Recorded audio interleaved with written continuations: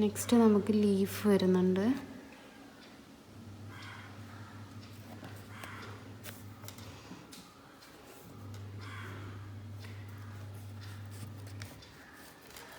Leaf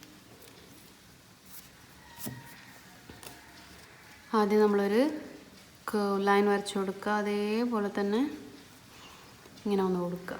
എന്നിട്ട് സെൻറ്ററിലൊരു ലൈനും കൊടുത്താൽ ലീഫായി. ഓക്കെ, ഇതാണ് ലീഫിൻ്റെ വരുന്നത്. ഇതിപ്പോൾ ലീഫ് നമ്മൾ ഒരുമിച്ച് ചെയ്യുമ്പോൾ എങ്ങനെ ചെയ്യുന്നതെന്ന് കൂടെ ഒന്ന് കാണിച്ചു തരാം. ആദ്യം നമ്മൾ ഇങ്ങനൊരു ലീഫ് കൊടുക്കുക. അതിന് തൊട്ടടുത്തായിട്ട് ഇങ്ങനെയും കൊടുക്കുക.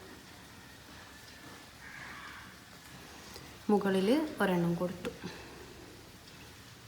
സെൻറ്ററിലൊക്കെ ഓരോ ലൈന് കൊടുക്കുക. കണ്ടില്ലേ? ചരിച്ചിട്ടൊരു ലീഫ് കൊടുത്തു. അതിൻ്റെ തൊട്ടപ്പുറത്തേക്കും അതേപോലെ ചരിച്ചൊന്ന് കൊടുക്കുക. മുകളിലേക്ക് ഒരെണ്ണം കൊടുക്കുക.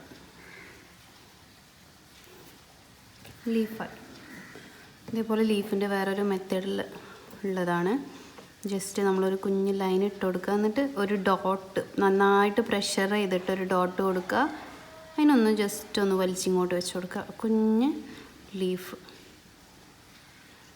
പ്രഷറിങ് കൊടുക്കുക. എന്നിട്ട് ജസ്റ്റ് ഒന്ന് വലിച്ചിങ്ങോട്ട് വെച്ച് കൊടുക്കുക.